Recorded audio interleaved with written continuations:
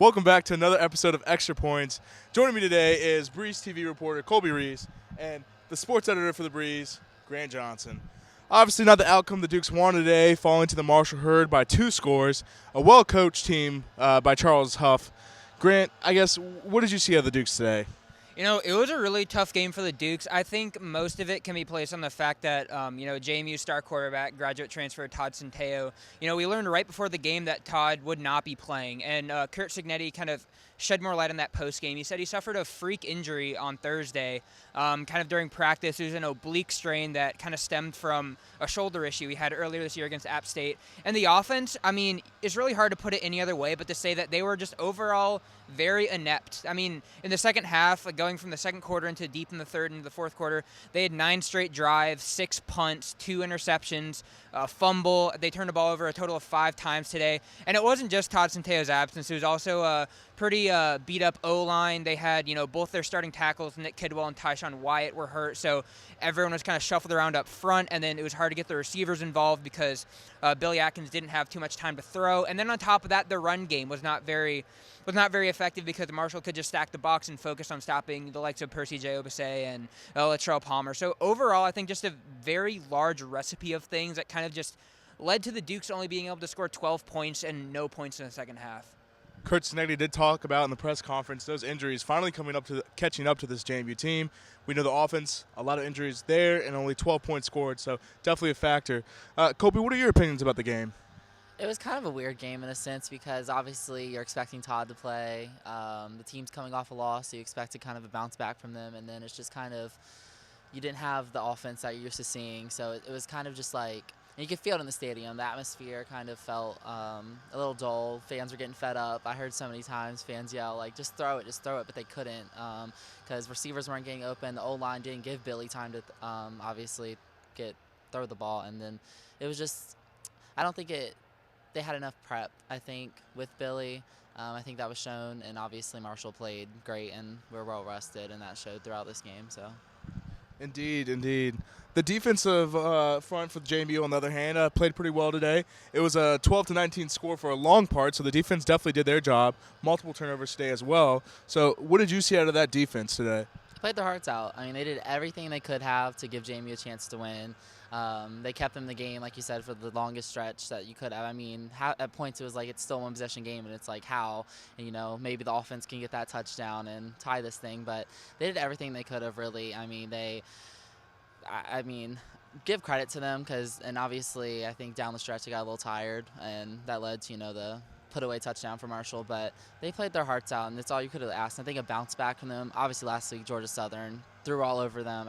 Tore them up after having a great first 4 or 5 weeks of playing amazing defense. And obviously today they bounced back. I think they'll think it's a win for them, and obviously they'll be disappointed that they couldn't get the win overall, but I think the defense and coach will definitely be happy with what he saw from the defense today.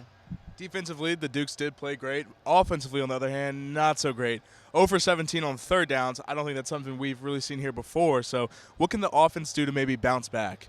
No, like you said, Josh, it was you really haven't seen that before. And, Kurt Cignetti said post-game, 0 for 17, 0 for 18 on third down, he's never seen that before, and he thinks, the punters will be spending 2 days in the training room because they were just on both sides, JMU side and, Sam Clark for JMU and Marshall's punter, just punting all the time. But no, I think for JMU's offense, I think, again, it all stems back to, getting Todd Centeio healthy. And I think kind of just hit on something earlier is, with Billy, I feel like a lot of fans might be clamoring for, why didn't, the freshman Alonzo Barnett get in the game? And Cignetti also addressed that post-game, kind of saying that, Alonzo, he's still a young player, and he hasn't gotten a lot of those reps. And the team didn't know that they might need Billy Atkins until, Thursday practice. And Cignetti still didn't know if, Todd might play going into Friday before he, finally made the decision today. And, Billy Atkins is a scholarship player, and he is capable of, producing. But I think, again, for this offense, it goes back to, kind of Colby mentioned, having the proper preparation for a game when you're not throwing in, a redshirt freshman quarterback with 2 days before, you play a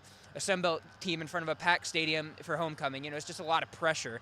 So I think it goes back to, seeing if Todd can get healthy. He's got 2 weeks to get right before, JMU will play in front of a Power 5 stadium in, Louisville. So I think, yes, it starts with, getting your quarterback back and getting your veteran leader back, the guy who's, helped JMU start to a 5-0 record and, have an AP top 25 ranking before last week. So, yeah, I think it's about really making sure a quarterback's healthy. And then, the offensive line getting healthy, too, I think will be a big component as well. Yeah, the bye week definitely coming at a time of need with all the injuries here. You mentioned quarterback, 2 offensive linemen. Defensively, we saw a couple players go down today that hopefully can, get healthy come this bye week and bounce back. So I guess looking forward to Louisville, what do the Dukes need to do to rebound their season after these 2 losses? They really just need to take the bye week and get healthy. I think that's shown, like Grant said, it's all about Todd getting healthy. And JMU's chances of winning that game go 10 times more with Todd at quarterback, and that's just the reality right now. Is Todd's a starting quarterback of this team. He has to be playing for this team to be at the level that they were at the beginning of the season, and obviously just get rested up, and hopefully injuries players can come back and be fully ready to go. But this team, obviously, I think they've shown that they can compete at a high level and they're good, but that's when they're healthy, and injuries obviously are hitting them now. So if they can get healthy, they'll have a good chance to win the rest of their games, really. All right, and Grant, for you, what are your final thoughts here?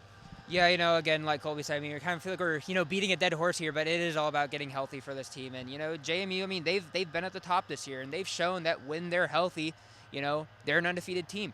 And I think also kind of goes back to another thing Signetti said post-game is, it is kind of becoming a war of attrition, if you will, for the Dukes. Marshall, they've been in the FBS for a while. They've developed that depth over, multiple years, they're in the Conference USA, then moved to Swish. But, I think it is catching up to JMU and, having that full cohort of 85 scholarship guys and guys who are capable and who are experienced at FCS play to step in when those players get hurt. JMU hasn't really developed that depth yet. And, I think, it's the first time in the Kurt Signetti era where it's been back-to-back losses. And like we keep saying, the injuries are kind of catching up to JMU. And when you have, you're playing a quality Georgia Southern team, a quality Marshall team, bumps are going to happen, especially when you're not at full strength, especially when your quarterback didn't know he was going to be a starting quarterback 48 hours prior. Yeah, indeed. If you're a Duke fan, don't hit the panic button yet. The team is still 5-2 on the season, well above 500. Hopefully they can bounce back. Bye week next week, but then it's on to Louisville.